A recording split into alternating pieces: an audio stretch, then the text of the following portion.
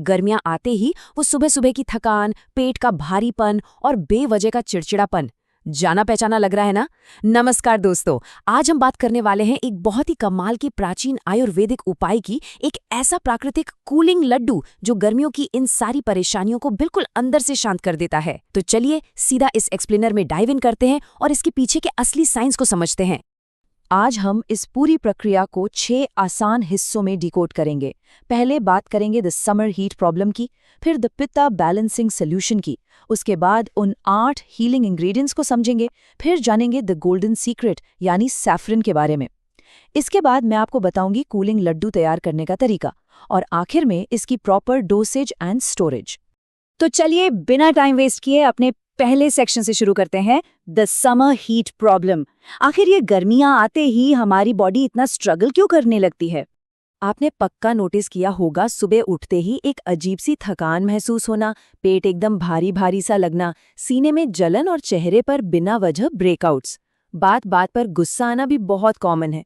यार ये सब सिर्फ मौसम का असर नहीं है, बल्कि हमारी बॉडी लिटरली अंदर से कुछ कहने की कोशिश कर रही होती है। और हम अक्सर क्या गलती करते हैं? हम एसी के सामने बैठ जाते हैं या बर्फ वाला ठंडा पानी और कोल्ड ड्रिंक्स पी लेते हैं। हमें लगता है कि इससे राहत मिलेगी, लेकिन सच बताऊं, ये सिर्फ एक फॉल्स रिलीफ है। इससे कुछ देर के लिए अच्छा तो लगता है, पर असली फायदा तब होता है जब हम ट्रू रिलीफ देने वाले फूड से शरीर को अंदर से ठंडा करते हैं। और यहीं पर एंट्री होती है हमारे दूसरे सेक्शन की, द पित्त बैलेंसिंग सॉल्यूशन। चलिए समझते हैं कि इन सारी फिजिकल प्रॉब्लम्स के पीछे असल में लॉजिक क्या है। आयुर्वेद में एक बहुत ही बेसिक और इम्पॉर्टेंट कॉन्सेप्ट है, पित्त दोष। आप इसे बॉडी के अंदर की वो बायो एनर्जी या आग कह सकते हैं जो हीट पैदा करती है। अब होता क्या है कि गर्मियों में बाहर के टेम्परेचर की वजह से ये अंदर की आग भी नेचुरली बढ़ जाती है, और जब ये पित्त स्पाइक करता है ना, तभी हमें एसिडिटी, थकान और बॉडी में सिस्टेमिक इन्फ्लेमेशन जैसी दिक्कतें महसूस होती हैं। ये कोई आज की थियरी नहीं है। हजारों साल पुरानी चरक संहिता में भी एकदम क्लियर लिखा है कि ग्रीष्म ऋतु में शरीर की आंतरिक अग्नि या पित्त दोष स्वाभाविक रूप से बढ़ जाता है। मतलब ये एक प्रूवन, सदियों पुराना साइंस है जो आज भी उतना ही सच है। अब मेन सवाल ये है कि भाई इस बढ़ी हुई आग को कंट्रोल कैसे करें। इसके लिए हम चलते हैं अपने तीसरे सेक्शन की तरफ, 8 हीलिंग इंग्रेडिएंट्स एक्सप्लेन्ड। चलिए देखते हैं वो कौन सी जादुई चीजें हैं जो हमारे पित्त को बैलेंस करके इस आग को शांत करती हैं। ये कॉम्बिनेशन ना एंशिएंट विजडम और मॉडर्न साइंस का एकदम परफेक्ट मैच है। जैसे नारियल, जिसे आयुर्वेद में शीतवीर्य या ठंडी तासीर का माना गया है, जो शरीर की गर्मी सोखता है। फिर बादाम, जिसके मैग्नीशियम से हमारा नर्वस सिस्टम रिलैक्स होता है और एंग्जाइटी दूर होती है।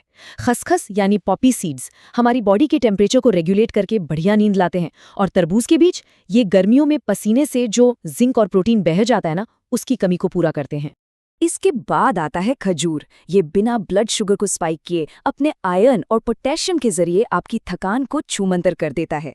फिर शहद, जो आयुर्वेद के हिसाब से एक योगवाही है, मतलब ये बाकी सभी इंग्रेडिएंट्स के फायदों को बॉडी के डीप टिश्यूज तक ले जाने वाला कैरियर है। और आखिर में छोटी इलायची, जो हमारे डाइजेशन को मजबूत रखती है और बदहजमी को दूर करती है। लेकिन एक मिनट, मैंने तो 8 इंग्रेडिएंट्स बोले थे और यहाँ तो सिर्फ 7 ही हुए। तो वो 8वां और सबसे पावरफुल इंग्रेडिएंट कौन सा है? चलिए चौथे सेक्शन में इसका राज खोलते हैं, द गोल्डन सीक्रेट, सैफरन यानी केसर। ये हमारा नंबर 1 कैटलिस्ट है। केसर, जो कि दुनिया की सबसे महंगी हर्ब है, इस पूरे मिक्सचर के असर को लिटरली कई गुना बढ़ा देती है। और सबसे इंटरेस्टिंग बात यह है कि ये काम कैसे करता है। केसर के अंदर क्रोसिन नाम का एक कंपाउंड होता है।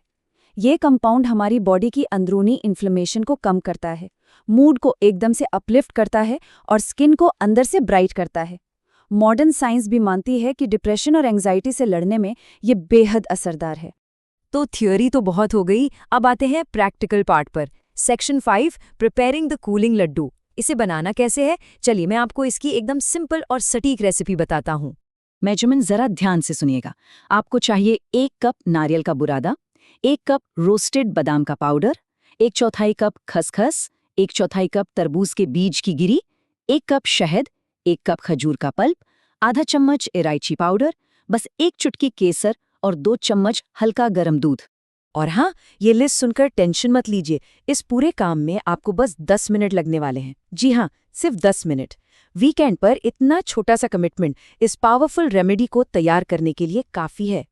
इसे बनाना एकदम आसान है। सबसे पहले उस एक चुटकी केसर को गर्म दूध में भिगोकर रख दें। फिर एक कढ़ाई में धीमी आंच पर नारियल, बादाम पाउडर, खसखस और तरबूज के बीजों को 3 से 4 मिनट तक ड्राई रोस्ट करें। जब भीनी भीनी खुशबू आने लगे ना, तो गैस बंद कर दें। मिक्सचर थोड़ा ठंडा हो जाए तो उसमें शहद और खजूर का पल्प डालकर अच्छे से आटे की तरह गूंथ लें। जब ये बढ़िया चिपचिपा पेस्ट बन जाए तो इसमें इलायची पाउडर और वो केसर वाला दूध मिला दें।